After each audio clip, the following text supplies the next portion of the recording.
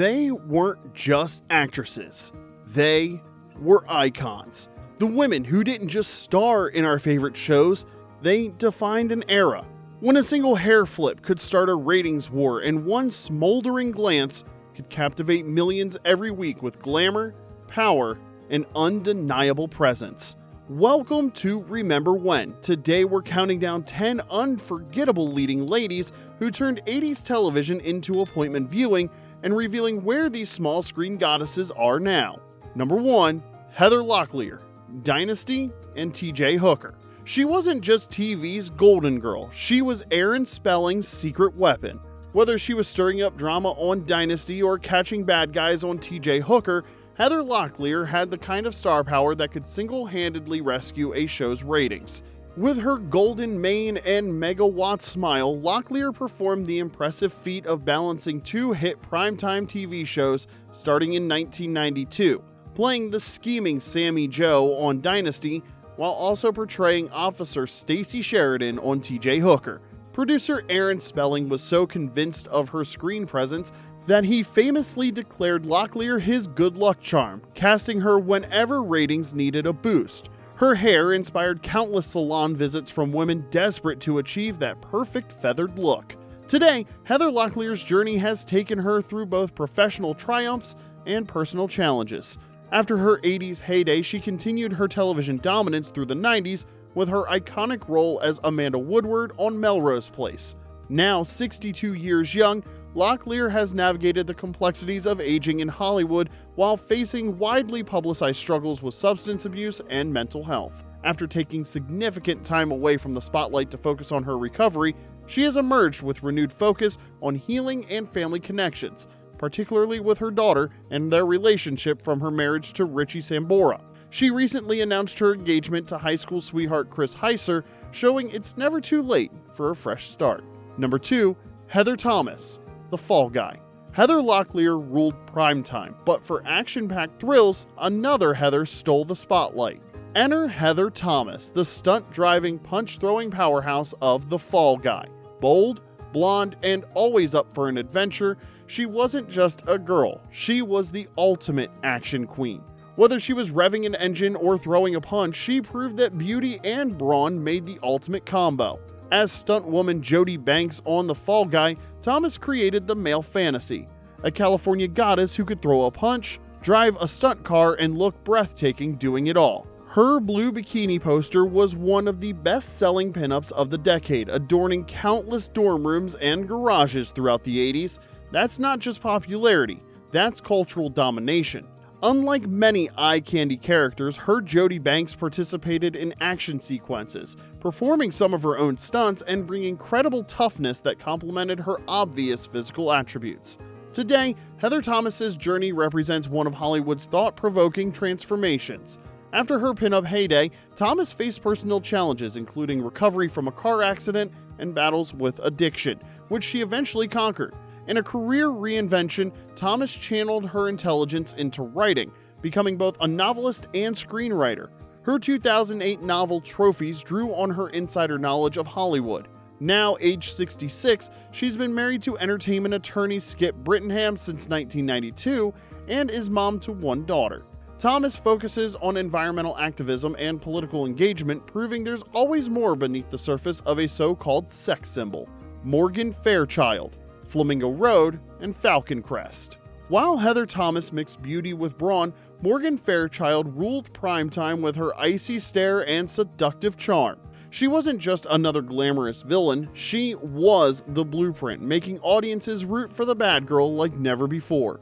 With her platinum blonde hair and piercing blue eyes, Fairchild made her mark in the early 80s television scene as the sophisticated villainess we loved to hate on Flamingo Road from 1980 to 1982, before later appearing in Falcon Crest.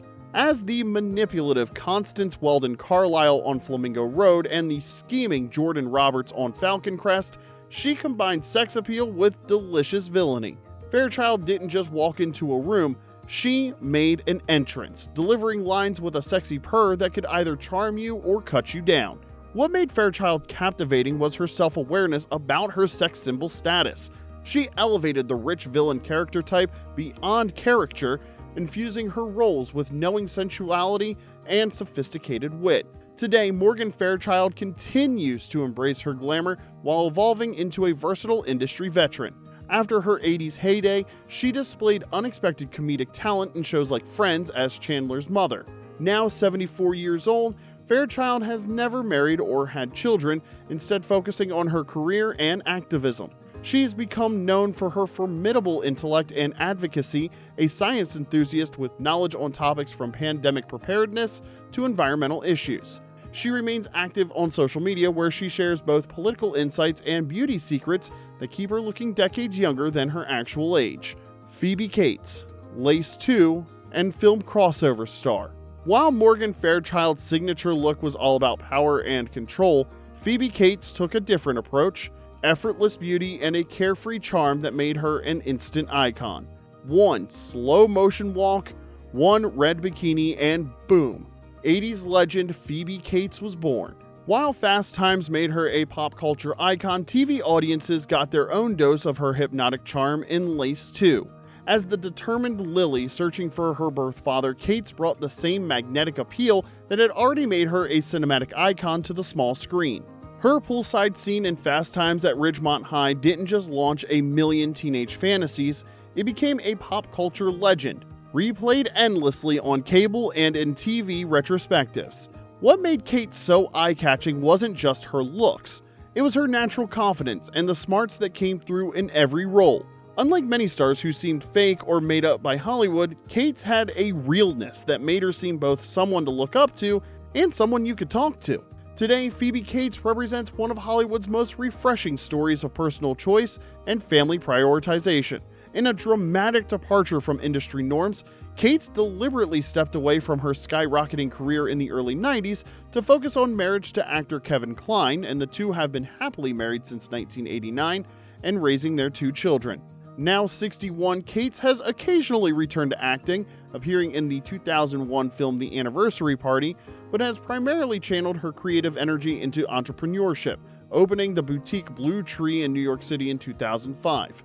Unlike many former stars who desperately cling to fading fame, Cates has embraced a life defined by her own choices rather than Hollywood's expectations.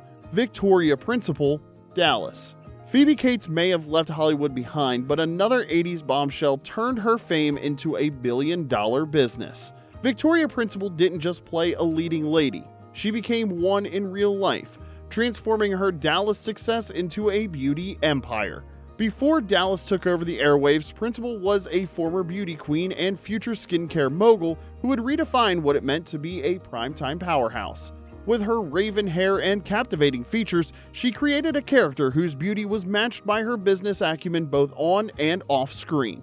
As the woman caught between the feuding Barnes and Ewing families, Pam was often Dallas's moral center, but that didn't stop the producers from showcasing her beauty and her romantic chemistry with Patrick Duffy's Bobby Ewing.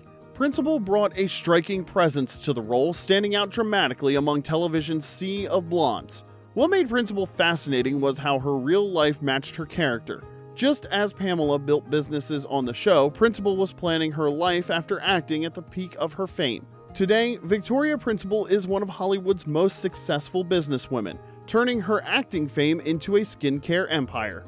After leaving the show in 1987, she built Principal Secret, her skincare line that made over $1.5 billion before she sold it in 2019, making her much richer than most other actors from her era. Principal has been married twice but has no children and has said she's focused on her career and causes instead. Now 74, she runs the Victoria Principal Foundation, supporting environmental causes and disaster relief. From TV beauty to business boss to environmental champion, now that's a career change. We're halfway through our countdown. If you're loving this trip down memory lane, smash that like button right now and subscribe for more weekly doses of nostalgia. Next up is another Dallas star, Audrey Landers. While Victoria Principal built an empire behind the scenes, Audrey Landers kept the drama alive on screen, playing one of Dallas's most unforgettable sirens. A singer, a seductress, and the woman who made Cliff Barnes lose his mind, Audrey Landers brought an irresistible mix of talent and temptation to Dallas, proving that the show's biggest battles weren't just about oil. As Afton Cooper, the sultry singer who became involved with Cliff Barnes, Landers combined vocal talent with innocence meets sensuality appeal, creating a character who used feminine wiles while maintaining emotional depth. With her petite yet curvy figure and expressive eyes, Landers embodied the quintessential 80s ingenue with an edge. Her character's profession as a nightclub singer but the devil stopped their harmless play. Provided the perfect showcase for her impressive vocal talents, while her voice added another dimension to her appeal. What made Audrey fascinating was how she paralleled her television character's singing career with her own music success. At the height of Dallas, she became a true double threat, releasing hit songs in Europe while captivating TV audiences back home. Today, Audrey Landers has maintained a dynamic career spanning numerous creative fields. After Dallas, she expanded beyond acting into music, releasing albums including her Christmas collection. She's ventured into fashion with the successful Landers Star Collection, a women's clothing brand she co-founded with her mother Ruth. On the personal front, Audrey has been married to businessman Donald Berkowitz since 1988, and they have twin sons. Now 67, Landers continues to develop new projects ranging from musicals to comedy series, while also sharing her expertise through master classes at the University of Miami's Frost School of Music. Judy Landers, BJ and the Bear, The Love Boat, and Vegas.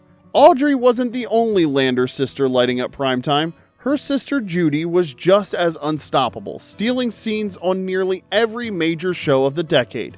Whether she was lighting up The Love Boat, outsmarting bad guys on Vegas, or adding charm to BJ and the Bear, she was the ultimate scene stealer with a wink and a smile. With her voluptuous figure and signature wide-eyed expressions, Judy Landers perfected the sweet but not so innocent persona that producers couldn't get enough of. From BJ and the Bear to The Love Boat, from Vegas to Fantasy Island, Judy was everywhere in the 80s, typically playing characters who were underestimated because of their looks, but often showed surprising cleverness. What made Judy stand out was how she played with what viewers expected. While she often played characters that seemed like ditzy blondes at first, she had a special touch for adding knowing winks and hints of smarts to these roles.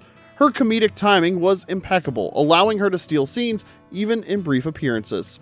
Today, Judy Landers has built a career that extends far beyond her bombshell image, focusing on family-oriented entertainment and production. She co-owns Landers Productions with her sister Audrey and mother Ruth, creating content that's worlds away from her 80s sex symbol days, including children's television shows like The Hug-a-Bug Club. Now 65, Judy has been happily married to former Los Angeles Dodgers relief pitcher Tom Niedenfuer for over 3 decades, and they have 2 daughters together. They operate Landers Productions from their Florida base, proving that there's life beyond being a blonde bombshell, and sometimes that life includes creating entertainment for a whole new generation. Donna Mills, Knots Landing. Judy Landers brought sweetness to her roles, but Donna Mills, she brought pure, calculated ambition. As Abby Cunningham, she turned Knots Landing into a high-stakes game of love, money, and manipulation, playing it flawlessly.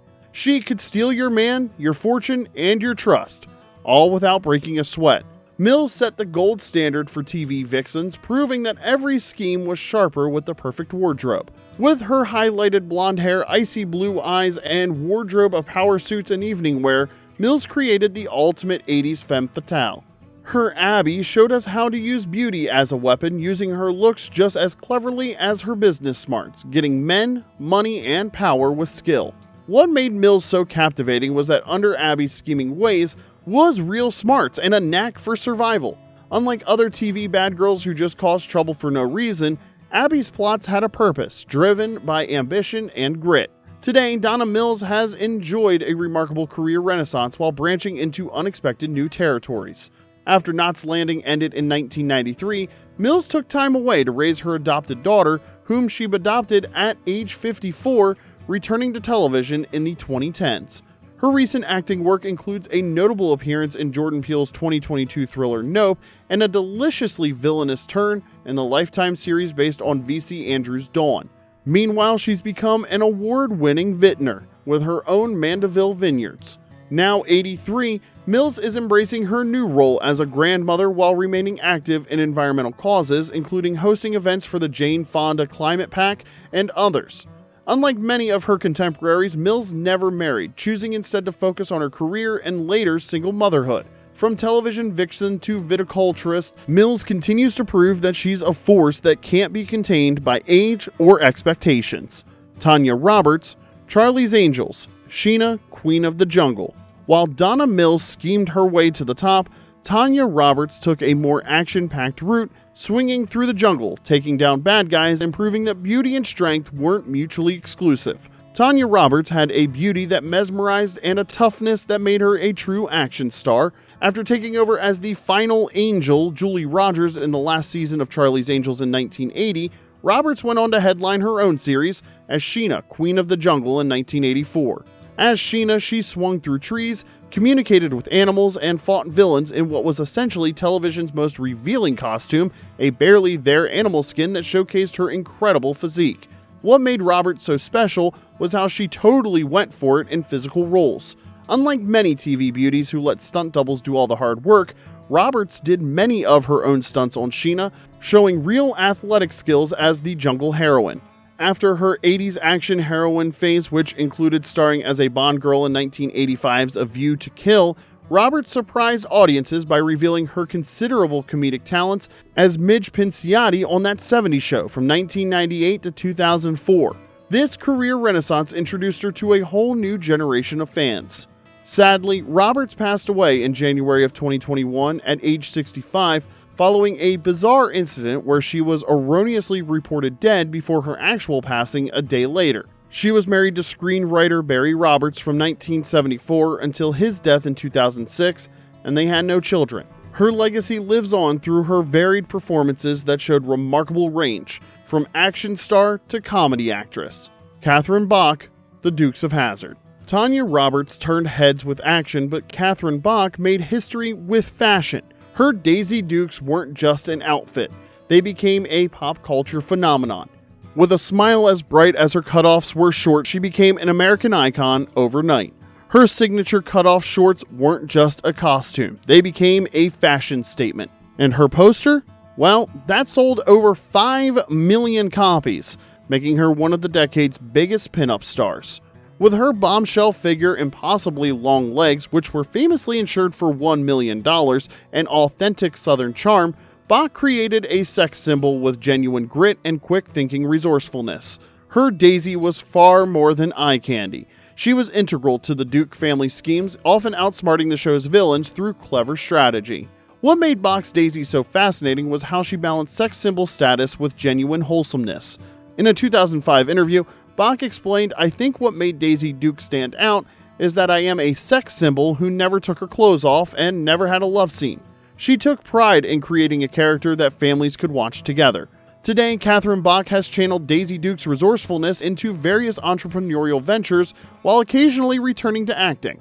After The Dukes of Hazzard, Bach appeared in various films and television shows, including a significant role on The Young and the Restless. Now 70, Bach has expanded her horizons into business with her own line of jewelry and a women's clothing boutique called Daisy Country. She has been married 3 times and has 2 daughters from her marriage to entertainment lawyer Peter Lopez. Despite facing personal tragedy with the loss of her husband in 2010, Bach has shown remarkable resilience, continuing to embrace life with the same spirited approach that made Daisy Duke an American icon. There you have it, 10 extraordinarily captivating women. Drop a comment below and we might feature your favorite in our next video. Now, if you enjoyed this stroll down TV memory lane, hit that like button and subscribe to remember when. We've got episodes on 80s movie hunks, forgotten Saturday morning cartoons. Thanks for watching, and we'll see you next time.